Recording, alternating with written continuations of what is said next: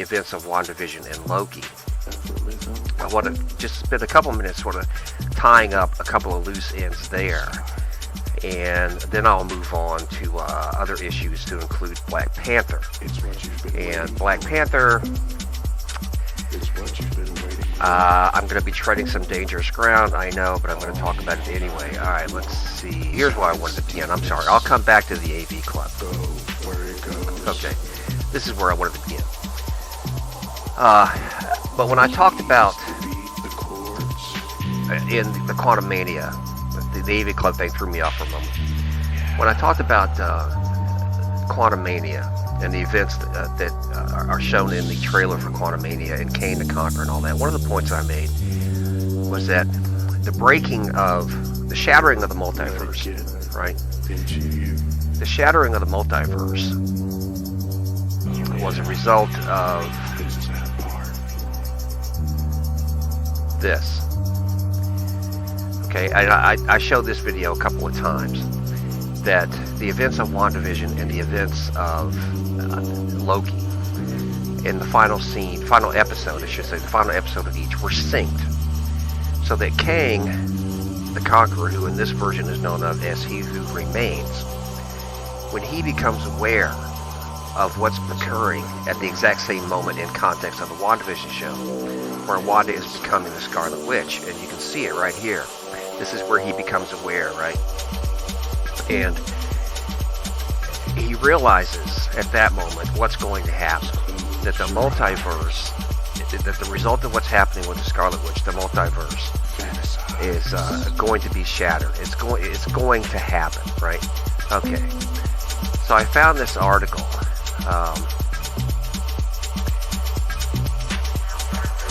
From the very beginning of Loki, the show has been clear on what causes the sacred timeline to branch. An unplanned decision or moment, known of as a nexus event, triggered the creation of a branch timeline and made it the TVA's job to prune these timelines before they became too different. Loki's finale confirms Kang was the one setting the course of the sacred timeline and stopping the multiverse from existing, but he even revealed that he only knew what was happened to a point. Alright, so what was the event? What was the nexus event? Because here, this paragraph talks about how He Who Remains, or Kang, realizes that Sylvie wants to kill him and will, and he just allows it to happen. I talked about that too. Now, in this article, they don't specify what the Nexus event was. Okay, I did. It happens here. This is again from WandaVision, and this is the climactic scene from WandaVision between her and Agatha, and where she becomes the Scarlet Witch, right? And Agatha thinks she's won, and this was well played. The whole thing was well played, right? But this is where she thinks where Agatha believes that she's won the conflict, and she's going to, triumph over Wanda and take the powers of the Scarlet Witch for herself. Now, if they show her again, I want to point out one other thing here. You can see her fingers. They're black. Her fingers are blackened at the end, and that's because she's been using the Darkhold. That's one of the byproducts of using the Darkhold, is it begins to corrupt the user, starting with the hands and fingers. And the same thing happens to Wanda in Doctor Strange in the Multiverse of Madness, right? The same thing happens in that Wanda's hands are blackened at the end, just like that, just like you see right there. Okay, so here, let me skip ahead a bit. Wanda takes all the power away from Agatha and becomes a Scarlet Witch. That was the Nexus event, okay? That was the Nexus event. And He Who Remains here is aware of it, witnesses it, and allows it to happen. Now, what does that have to do with Black Panther? Nothing. But I'm just sort of remaking my point from the previous discussion, that where I made the comment that what Loki and Sylvie did in the Loki series wasn't what actually broke the multiverse, or broke the sacred timeline and started all the branches going off. It was actually Wanda. And so I'm just sort of reiterating that point. Okay. with that aside, let's move on. I would like for you guys to watch just a moment of this scene.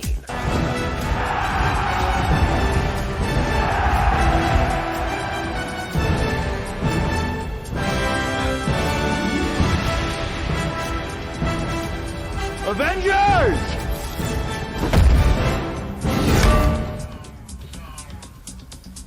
Assemble.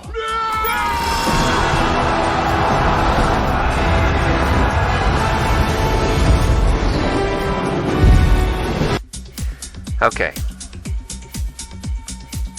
I'll take the sound down and bring it back. This is, of course, from Avengers Endgame. And the reason I'm showing this is sort of set up the discussion for Black Panther in a few moments. And Phase 4 of the MCU, as it says in the, in the advertising I did for this, that I'd also be talking about Phase 4 of the MCU.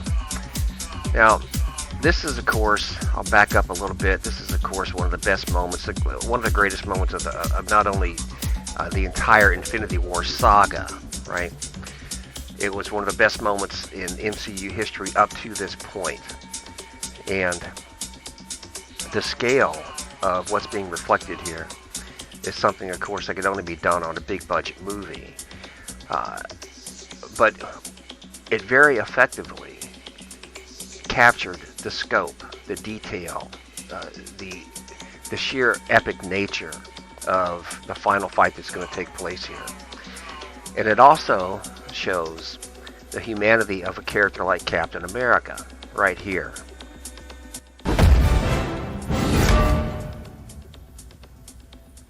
Assemble. Now he finally uses the phrase Avengers Assemble. But he doesn't scream out the word assemble because he doesn't need to, right? He has captured this moment in the sense that everybody on the field that's there to fight for the side of good, there to fight for the side of Captain America, they all have, or he has all of their respect and attention, and he doesn't need the screen to make it happen. He just says assemble and they all go to war. Okay. This is the type of stuff that characterized Marvel Phase 1, 2, and 3. These type of moments. Alright, then we come here.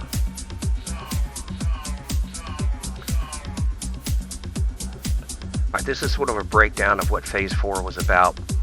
It started off with Black Widow, which was a decent movie. The Eternals, WandaVision, Loki, Hawkeye, The Falcon, Winter Soldier, Shang-Chi, Multiverse of Madness, the What If series, and Thor: Love and Thunder. The only one left off here is Black Panther Wakanda Forever, because that's the final movie of Phase 4. Black Panther Wakanda Forever, right? It's the final movie of Phase 4. And it's the only one left off this list.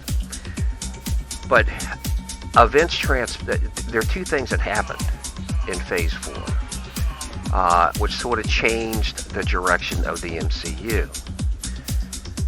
One was just in the storytelling. Okay, and I'll come here. Alright, this is an image from Loki. I believe this is episode 1. This came from episode 1 if I remember correctly, but anyway. This is where he's brought into the TVA. Yeah, it was episode 1. He's brought into the TVA. He's being processed. He gets into one of the manager's offices, who opens up his desk drawer, and it's full of Infinity Stones. Okay? The desk drawer is full of Infinity Stones, and Loki is told, yeah, people around here use them as paperweights. Okay. That was a very profound moment. It wasn't overly hyped in the film, right? It wasn't overly hyped in the series, I mean. But it was a very profound moment because it took all of this. Alright, it took all of this, the grand fight for Endgame, to shut Thanos down, to, save the universe now, not just half the population of the universe, but to save the entire universe. Because Thanos says that this time, he's just going to tear it all down and start over, right? So, this whole thing is to save, the battle here is to save the universe as it is known at this moment. And then Loki takes it and reduces it all to a bunch of junk in a box, in a drawer, in a bureaucrat's office. All right, let me say that again. Loki takes all of that and reduces it to a box of junk in a drawer, a desk drawer of a bureaucrat's office. What does this moment do for the MCU? All right, back to the AV Club. I'm kind of familiar with the AV Club. I've actually been involved with them before, back when I used to do reviews of Star Trek, which I did a lot. I did a lot of reviews for Star Trek some years ago. But anyway, the scene that I just talked about with the Infinity Stones in a desk drawer, according to the AV Club, this quick scene actually has huge consequences for the entire Marvel Cinematic Universe. It's not a quick reveal, twist, or cliffhanger that we're used to. It means a lot more. Alright, from the AV Club, the show doesn't hang on the reveal the way WandaVision did when it insisted that the name Scarlet Witch was a huge twist. And they're right, it really wasn't, but it was still effectively done. And it doesn't make the viewer wait an extra week for the payoff like the Falcon and Winter Soldier did when Sam Wilson finally got his Captain America suit. But the drawer full of Infinity Stones is as big, if not bigger, for the future of the MCU. It reveals for the first time that there is a power beyond the Infinity Gauntlet and Thanos, which is presumably going to be an important thing in the future Marvel movies like the Eternals. Okay. The Eternals. Right here. This is what happens at the end of the Eternals movie.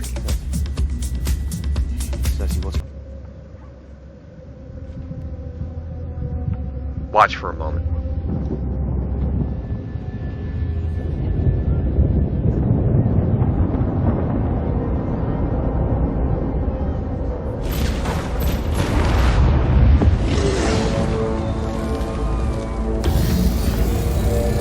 Old Dirty Bastard is in. Thank you, Old Dirty Bastard. Okay, now this is from the end of the Eternals movie. And there's one of these Celestials right there. Okay. Now, at the moment, I don't remember this guy's name, which particular Celestial this is. Asherim, I think. But anyway, Asherim brings three of the Eternals up to talk to him. To sacrifice a Celestial. Okay, and he says, you guys were willing to sacrifice a Celestial, the birth of a Celestial, to save the people of Earth. Let me turn this off, and I'll keep running it.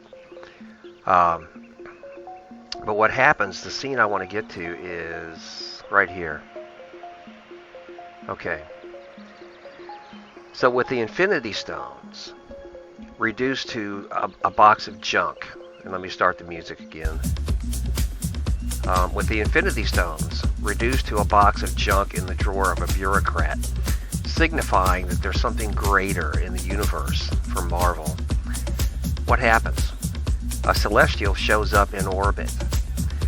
Now, the physics of this aside, because something this large, I mean, the basic physics, of course, is that something that large showing up in orbit that close to the planet would do immeasurable damage to the planet, because something that large, of course, would have its own gravitational field, which would be interacting with Earth's gravitational field, and that would spell disaster.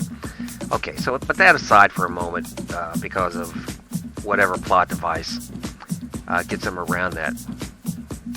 This does show that there is something larger in the Marvel universe, something more powerful than Thanos and the Infinity Gauntlet. Hang on a moment.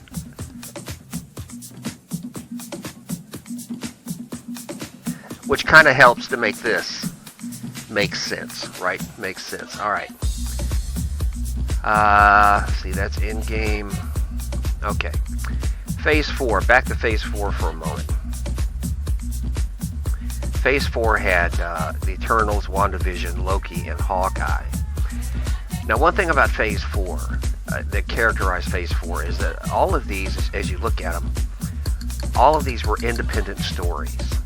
Okay, and I'll tie all this up, as I always do. I'll tie all this up later. But anyway, these were all independent stories, right? Black Widow was an independent story from her past. sort of her reconciling with the family issues, and whatever it was that truly happened in Budapest, which everybody wanted them to address, but they didn't actually fully address what happened in the whole Budapest thing with her and Hawkeye. The Eternals, which introduces the grand nature of the universe and beings that are far more powerful. WandaVision establishes her as the Scarlet Witch and the most powerful character in the MCU, apart from perhaps people such as the Eternals. The connection with Loki and Hawkeye, they're all in the Falcon and Winter Soldier, all of them. Were the only exception to the independent storyline was Doctor Strange in the Multiverse of Madness, but I went over all that last week, so I want to go to Hawkeye for a moment.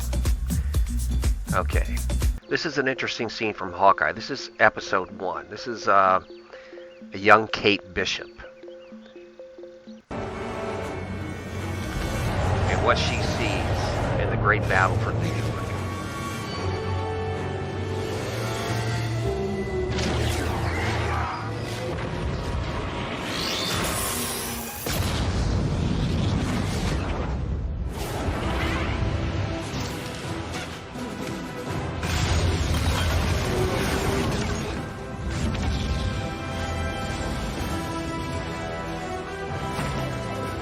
Alright, now this was one of the things that I thought was effectively done in the Hawkeye series, in that Kate Bishop, at a young age, was given a proper motivation for what she would later become, right? She was given a proper motivation. And as a kid, she looks out and she sees, all the carnage waging around her, and she sees one guy with a bow and arrow fighting back, right, against immeasurable odds, really, almost. But she sees this one guy fighting back, and so she patterns her life after that to become like him. Okay, that's a believable motivation, right? That's a believable motivation. I thought that was a plus for the whole Hawkeye series. What was not a plus for the Hawkeye series, and again, remember, I will tie this together. I know I may sound like I'm rambling at the moment, but I'm really not. I have a purpose in all this, but what was not that admirable about, or memorable about the Hawkeye series was what they did with the Kingpin. They spent all the prior episodes up until the finale talking about the Kingpin, sort of setting up the Kingpin, right? And he finally shows up, and he's one of the, he is an effective villain. He is a very powerful guy, right? He's a very powerful villain. And he shows up, and watch this. What a surprise. Maya, you and I, we're family. Sometimes family doesn't see eye to eye. Okay. So the impression is that they spent all that time building up, bringing the Kingpin back into the Marvel franchise, only to kill him. Now, of course, they're not going to kill him. They can't. He has to be in Daredevil. All right, when Daredevil comes out, he has to be in Daredevil. So the camera cuts away, but yet the point I'm making right here is that these are the type of moments that sort of characterize Phase 4 of the MCU. On one hand, you have a perfectly believable reason, a perfectly understandable human reason for a young girl to decide as she grows up to become what she wanted to become an accomplished archer, crime fighter, if you will, because she saw it in context like this. And this is all perfectly understandable. The Kingpin, however, let's see here. Okay. Kate Bishop later fights the Kingpin. She doesn't defeat him, so to speak, but she does manage to fight him and survive. But he's reduced. They spend the whole series setting up the Kingpin, and then he's reduced to this one fight with this young girl, and then seemingly killed off. And it just made absolutely no sense. They would spend all this time building him up only to tear him down so quickly. So that's the dichotomy of Phase 4, right? That's the dichotomy of Phase 4. I'll come back to that one. Let's see here. Okay, then you had this nonsense. The other thing about Phase 4 of the MCU, let me bring that back up again. The other thing that characterized Phase 4 of the MCU was the wokeness. The wokeness present. Watch this for a moment. You really don't feel like there's another hand on the wheel at all? No, it's just me. Oh, because I'm better than you? This face right here is the face of smugness. This is what I'm better than you looks like. Now, I don't know who the female voice was there. I found this on a channel called Giga Vega, whatever. I have no idea who that is until this, I found this tonight. But I wanted to use this image right here, right? This was the image I wanted to use because this characterized She-Hulk. This was the face of She-Hulk. This is what I'm better than you looks like. That was the whole, She-Hulk was just defined by this right here. You could take the entire series of She-Hulk and compress it down to this moment. That's how bad it was. It was, watching She-Hulk was painful. It was painful, particularly given what they did to the Hulk. Okay, and I talked about that some on the prior stream, so I won't cover that ground again. But She-Hulk was just, it was misandry. It was misandry on the screen, misandry on the screen for everyone to see. All right, now here it is again. Here's another. This is what smugness looks like.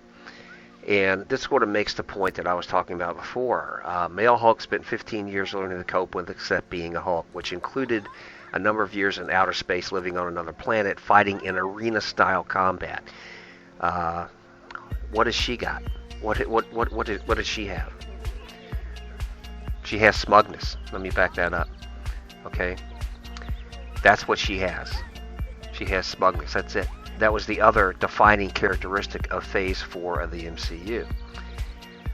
It happened in The Falcon and the Winter Soldier. It happened in Thor: Love and Thunder. It didn't quite happen in Doctor Strange in the Multiverse of Madness. But it was characterized in the What If series and to a degree in Loki, right? To a lesser degree in Loki. That's what characterized the MCU in Phase 4. The face of smugness in the woke nature of the direction that Phase 4 was taking. All right, that brings us to Black Panther. Remember this as I go through the Black Panther bit. This is the defining characteristic of not only She-Hulk, the series, but much of what Marvel put out during Phase 4. The first Black Panther movie, and I appreciate you guys looking in. I say I got a number of people watching. I appreciate you guys looking in. If you have any questions, you can come in Discord and talk to me, or you can put it in the Twitch chat, whatever, please. But the first Black Panther movie, I believe to be the most overrated movie at least in Marvel history. And some people have made the argument that it's the most overrated movie ever put out. Now, I agree that it was the most overrated Marvel movie within the MCU. It was the most overrated Marvel movie that has existed so far. It was a decent movie. I've said this before. It was a decent movie, but people were falling all over themselves to praise it as if it was just some sort of groundbreaking achievement, when story-wise, it was kind of weak. Listen to this. Y'all sitting up here comfortable. Must feel good. It's about 2 billion people all over the world that looks like us, but their lives are a lot harder. Wakanda has the tools to liberate them all. And what tools are those? Vibranium. Your weapons. Our weapons will not be used to wage war on the world. Now, this is an important scene, because here you have Killmonger standing before the council and the king of Wakanda, and he's saying, look, guys, we need to take the vibranium and the weapons that you guys have made for them and wage war on the world. Where have you heard that before? I don't know if you guys are history buffs or not, but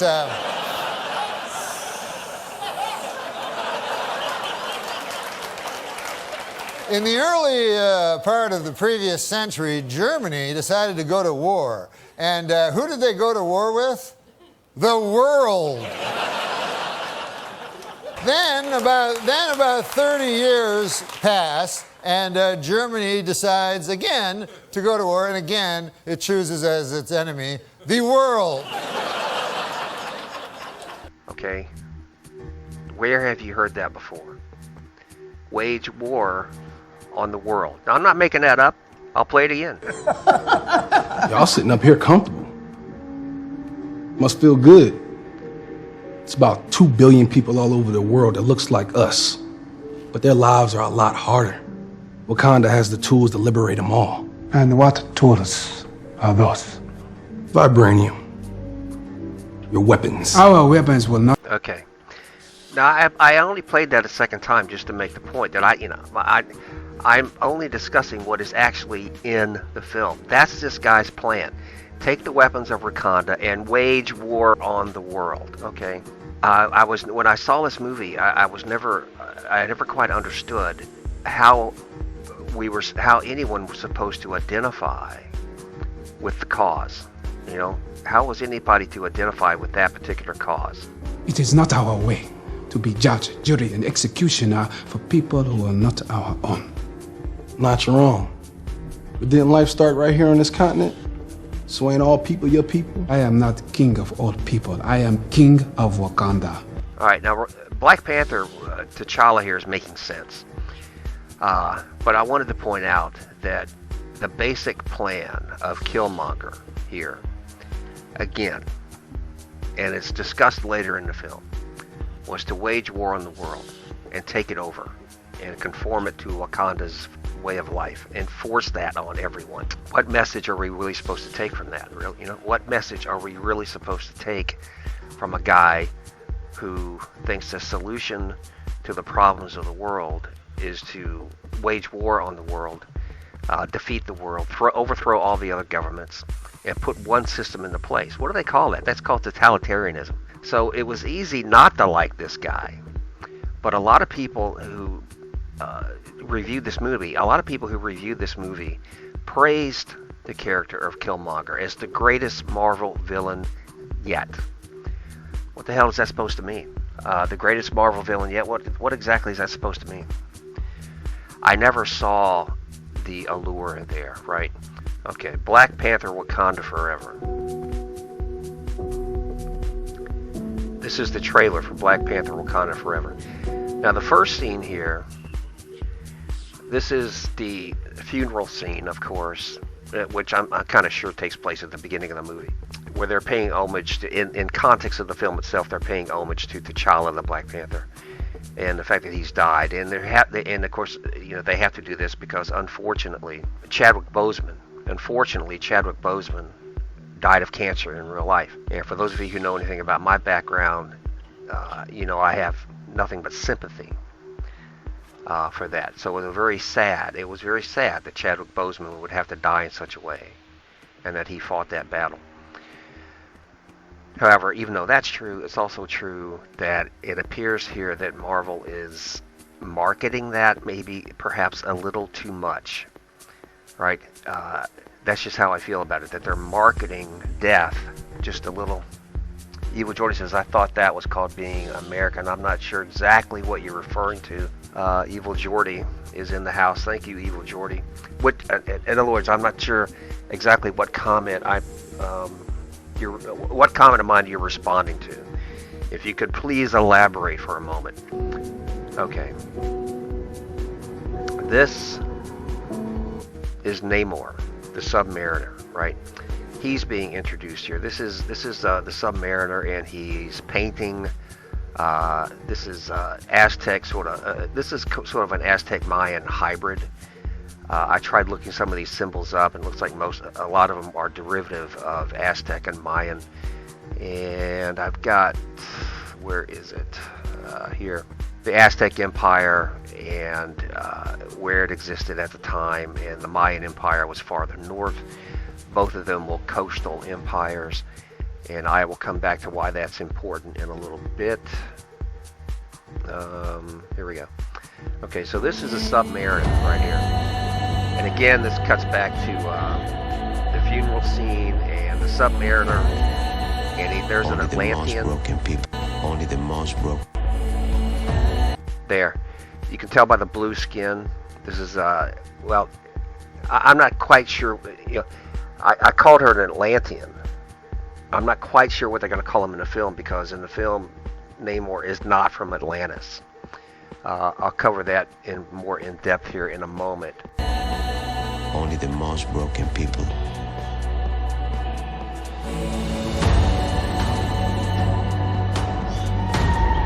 What he says there is that only the most broken people are fit to be rulers.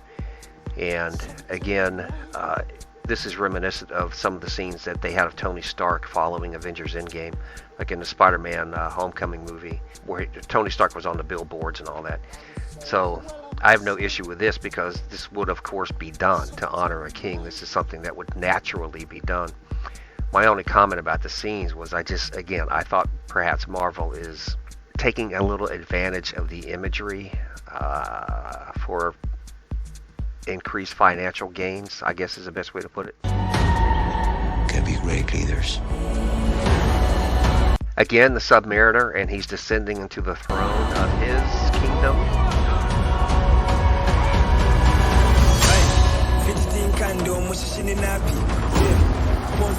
Alright, I'm going to turn the volume down a little bit here, because this is kind of a setup scene. These are the Atlanteans. I'll have to keep using that term, because I don't know what they call them again in the movie, but the people from under the sea, from Namor's kingdom, right? And they're attacking. Let me stop this for a moment. They're attacking a ship at sea. For what reason isn't quite made clear. Again, you can see the blue skin. Let me advance a little bit. This is, again, just a throwaway scene of Wakandan tech, and what they're doing here, I think, is showing a little bit of difference, or highlighting the similarities. That's the word I was looking for. They were highlighting the similarities between what the Atlanteans are able to do in attacking the ship and the Wakandan tech, right? That both are empires that are hidden and advanced. All right. Or king. They called him Kukulkan, the feather serpent god. When I read the Submariner series growing up as a kid, I always thought this was a bit comical. No pun intended. I always thought it was a bit comical that the Submariner could fly because of these little wings on his ankles. That given the average weight, the average weight and mass, density and mass of, say, a 6-foot man, that any kind of wings like that would be able to generate the lift necessary to keep him in the air. I always thought that was a bit comical, and yet here it is. It's in the movie. Some things in comic books can be made to make sense, and other things don't, and can't be made to make any sense. And this is one of those things that can't be made to make any sense. All right, but I digress. Killing him will risk eternal war. Okay. Here you have some special operators, I'm sure from the U.S. military, and they're on board this same ship that the Atlanteans are invaded. And who shows up? They have undercover Wakandan operatives, right?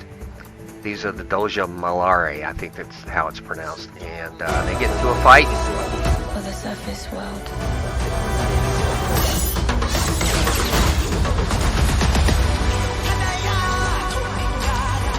Okay, again, they're the Atlanteans swimming in toward to invade either the ship or Wakanda, which they do. They do invade Wakanda here. We know what you will. They're a meeting on the beach. They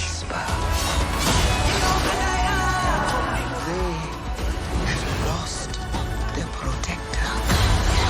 Okay. Now this scene is from the Atlanteans, the forces of Submariner, attack the Wakandan, or they attack Wakanda, and they use water as their primary weapon, right? That's what this scene is from. Again, I'm using the term Atlanteans because I'm not sure what they're going to call the people of Namor's kingdom. They attack Wakanda, and they use water as their principal weapon.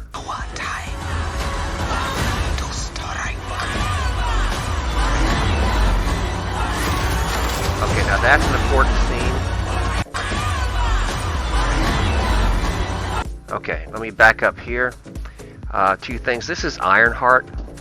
I have her up here. Okay, this is Ironheart. She is introduced. She's going to have her own Disney Plus television show next year. Her character is introduced in this movie, and there's a cutscene that's out on the internet where the Wakandans actually go and get her from her dorm room at college. And they tell her she can go to Wakanda one of two ways, conscious or unconscious. Small girl. I am going to give you two options.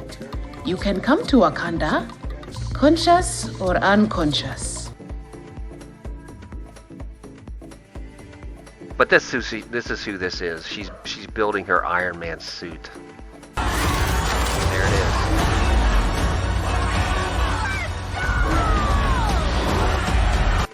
A comic book Hermes. Yeah, that's a good way to put it. That's a good way to put it, actually. And I will explore that in a minute. Now, these scenes here are again from the invasion of Wakanda by the Atlanteans. This scene is actually out on the internet too, where there's a fight that takes place. There's a fight that takes place right here, where he defeats one of the Atlanteans using his own oar on some boat that they're using to bring in. But anyway, so that's okay. Let's go from here. Show them who we are. Now the fighting between, before I show this last bit of the trailer, I want to back up for a moment and talk about the Submariner. The Submariner. Stop! Right there! Who are you? And how did you get in here? This The place scene is from the amazing. movie. The air is pristine. And the water. My mother told stories about a place like this. A protected land with people that never have to leave. That never have to change who they were. What reason do you have to reveal your secret to the world? I am not a woman who enjoys repeating herself. Just bear with me. Who are you? I have many names. My people call me Khan.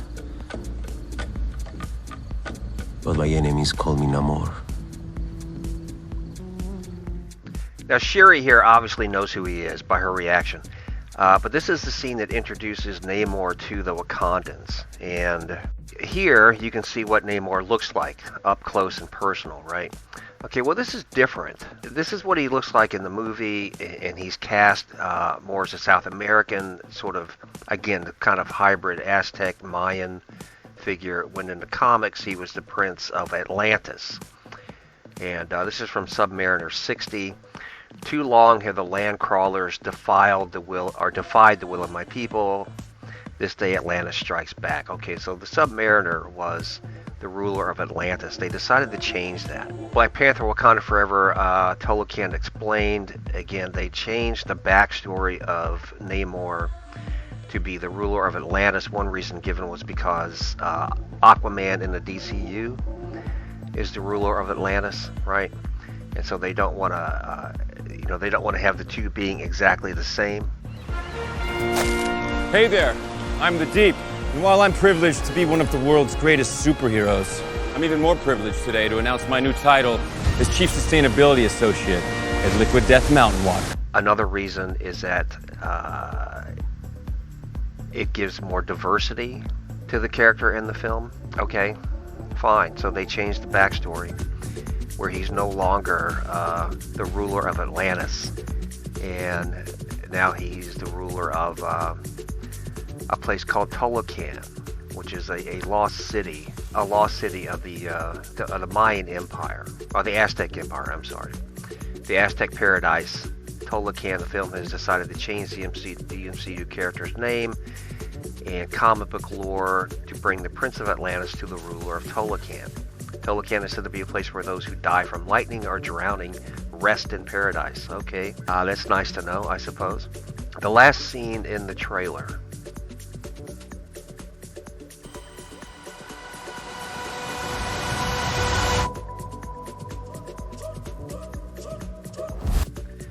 Okay, there has to be a new Black Panther.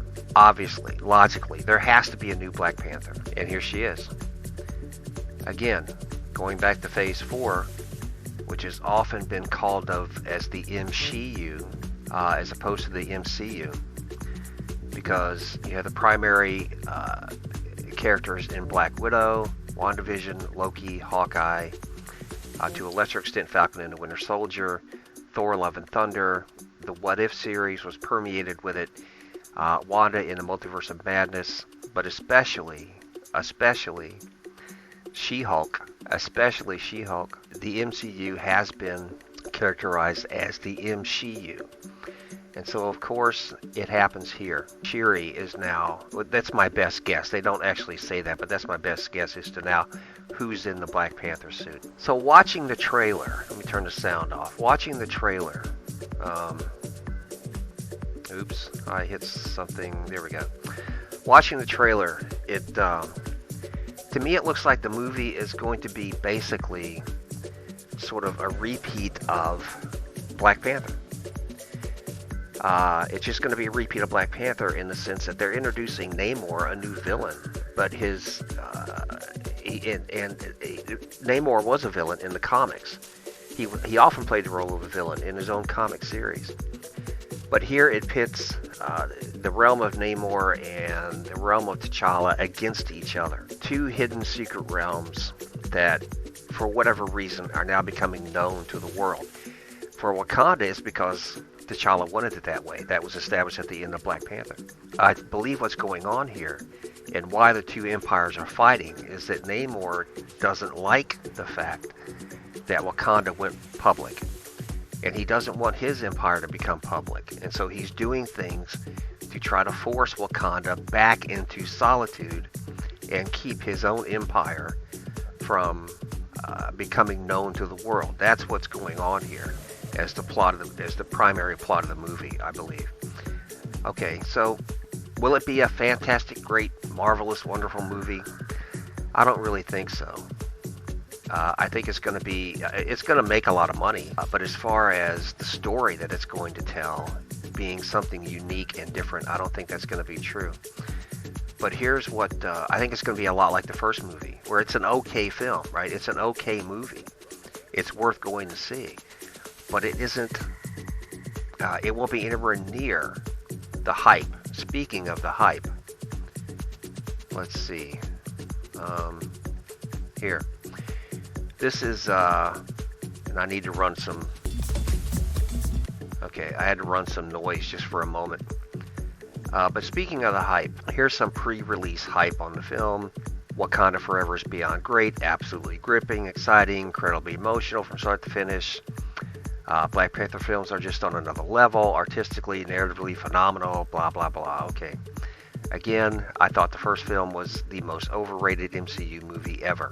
Wakanda Forever is outstanding. It handles loss, grief, revenge with maturity and seriousness rarely seen in the MCU. Black Panther continues to be there, meaning Marvel's crown jewel. Black Panther Wakanda Forever makes it clear how precious Chadwick Boseman and T'Challa were to the MCU. Without him, the film sometimes yearns for a heartbeat. Finally, a bit of rationality. Namor is one of the better villains the MCU has had to offer. Tenoch Huerta just kills it. Emotions are heavy. Okay, so there's a lot of praise for the movie. A lot of pre-release praise for the movie, which is exactly how it was with the first movie. And as I said, the first movie was the most overrated film in Marvel history, and I think this is going to be just like it. Okay, am I saying that it's going to suck? No, I'm just saying that the two films are going to be pretty much alike. All right, now, here's what bothers me about all this. White people told they are not allowed to watch Black Panther 2. And at one point here, I had like 9 people watching. I wish you were still here. White people told they are not allowed to watch Black Panther 2. And here it is. No woman, no cry. This message is to all our would-be accomplices and white allies. This message is to all the white people who have BLM in their bio. If you really want to prove to black people that you love us and you care about us and you are down for the cause, do not go see that movie opening weekend. You buy your ticket, you give it to a black person or a black family who can't afford to go. And then you go sit at that theater in front of the doors. This is what bothers me about all the pre-release hype and the nature of Phase 4, the wokeness that was inserted into Phase 4, the sheer smugness that is evident right here in She-Hulk. It's all related, and it comes down to this. Here we have a woman telling us that white people need to stay away from Black Panther. And if they go buy a ticket, give it to a black family that can't afford one. Why would she assume that black families can't afford? That's what gets me. Why would she assume that black families cannot afford to buy a ticket to go see this movie? Now, sure, especially now, 2 years into the current administration, there are a lot of people who are suffering. There are a lot of people who are suffering. Okay? And it's always, I spent Halloween, I'm going to say this. And because as always, just to make, I spent Halloween night cooking food for the homeless down at the church parking lot and giving candy away to everybody who came by. Everybody is suffering. And the people who came by the church Monday night, were not characterized by any one racial feature. They were, they were from every ethnic background you can think of. They showed up so that their kids could have some candy and they could get something to eat. Everybody is suffering.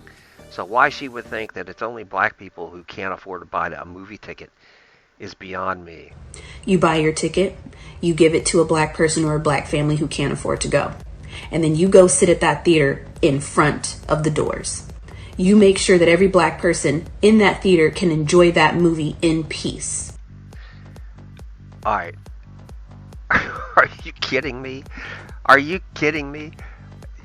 She wants white people to sit out in front of the movie and make sure other white people don't come in, so that the black people in there can watch the movie in peace. What the fuck? I mean, seriously. I'm almost at a loss for words here because I can't believe. It's hard to believe. I can believe it, but it's hard to believe that someone could be this stupid. And there's no other word for it. Okay? There is no other word for it. That someone could be this stupid. In that theater can enjoy that movie in peace. Alright, so she wants only black people in the theater to watch Black Panther so that they can enjoy. What do you think's going to happen? What is who is the Marvel audience? Okay, who is the actual Marvel audience? Let me talk about that for a moment. As I roll the tape here, let me talk about the Marvel audience for a moment. The Marvel audience is everyone. The Marvel audience is like the Star Trek audience. It's one of the most diverse crowds you're ever going to find. Millions of people from all walks of life want to watch Marvel movies because they are escapism, they are representative, and they do provide for a voice, for many. They provide a voice for many. And to think that black people who go to see Black Panther can't sit in a theater and enjoy the movie simply because there are white people there? I mean, what the fuck? What kind of philosophy is that?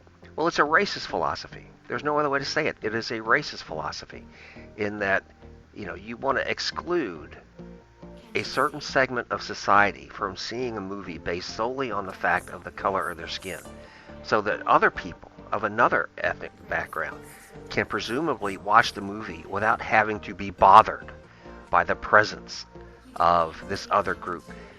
This is just madness. It's madness. And a movie like Black Panther is not supposed to engender any Marvel movie. Any Marvel movie is not supposed to engender that type of reaction. That is not what the movies are made for, to promote that sort of... Here's Shang-Chi, right? It was a good movie. I went and saw it. I didn't give anybody shit when I sat in the theater and watched it. Nobody gave me crap either. We just watched the movie. That's what you do. You don't go see a movie to make a statement. Or at least that's not why you should be going to see a movie, is to make a statement like that. And it's just insane. It is absolutely insane. For this woman to go on, even though it's a form like TikTok or Twitter, whatever the hell, and make this comment that she wants white people to stay away. It's just, it destroys what movies are meant to do, especially a movie like Black Panther, okay? Especially a movie like this that's introducing not only the Submariner, but it's introducing Ironheart as well. 2 new characters into the MCU. 2 important characters into the MCU. And it's tying up a lot of loose ends. It's paying tribute to Chadwick Boseman. It's paying tribute to Chadwick Boseman. It's introducing new characters. It's telling a story of, it has you can tell that it has a little bit of a redemption arc in it as well. And then for her to go on and talk about, hang on a moment, it's just insane. That's the only thing I can say about it. This woman is certifiable. And if Marvel were to have picked this up, if Marvel Disney were to have picked this up and ran with it, that would have been, again, attacking the fan base. I talked about that in my last podcast. That would have been known of as attacking the fan base. And that's what they did with She-Hulk. All right, She-Hulk attacked the fan base. We don't need that. There's been enough of that. She-Hulk, half of the Marvel audience, by the law of averages, half of the Marvel audience has to be men. And the entire show did nothing but attack men as incompetent, as useless, as predators. And all from this context right here. And this woman says that, if you're white, don't go see Black Panther. It's a shame. It's a shame because, I think that the character of Namor here is going to be interesting, right? He's going to be an interesting character, and he alone will make, if nothing else, he alone will make the movie worth seeing, okay? Just to watch the interaction of the 2 empires, I think is going to make it worth seeing. And I hate to have all that spoiled by, again, a woke society that wants to issue dictates such as this. And let's see, let's go back here. I also want to see the movie just primarily for this, right? I do want to see how this comes about, how this particular moment in the film comes about. I do want to see it for that reason. But I don't want to be lectured to, okay? I don't want to be lectured to. I just want to go see a fracking movie. And it's unfortunate that Black Panther has to go in with this attached to it. I think these are just a few bad actors and the same people who say Black Panther is the only black superhero but forgot about Blade and Spawn. Yeah, that's a good comment. Eva Jordy says again, these are just a few bad actors. It's the same people who say Black Panther is the only black superhero but forget about Blade and Spawn. And Blade came first, of course, and those were good movies. The Blade movies were really good movies. Razortooth is in. Hello, Razortooth. Thank you. And Evil Jordy, I appreciate the comment. I really do. But to sum all this up, to wrap all this up so I can move on. See, this is one more quick point here. This is footage from the first Black Panther movie. And this is one of the reasons why I think it was overrated, because the CGI that you see here was pretty poor. Right? The CGI was, that's She-Hulk level CGI. I was kind of disappointed to see that in the first movie, but that sort of characterized the first movie. So, again, the first movie was okay. It was a decent Marvel movie. And I think the second one will follow the same pattern, right? The follow one will be worth seeing. Certainly, it will be worth watching. But it's not going to change the world. It's, Marvel movies aren't designed. Marvel movies, by nature, are not designed to change their movies. They're made to be entertainment. And, again, the bad actors can, the bad actors can suck it. All right. Let's see. What do I want to do next? I guess say thanks for watching, and I will take this footage off of my Twitch page as well. I will be editing that into a video, just like I did with the Quantum Mania speech. And hopefully when I get that done, I won't have as much trouble getting it up on YouTube as I did the Quantum Mania video.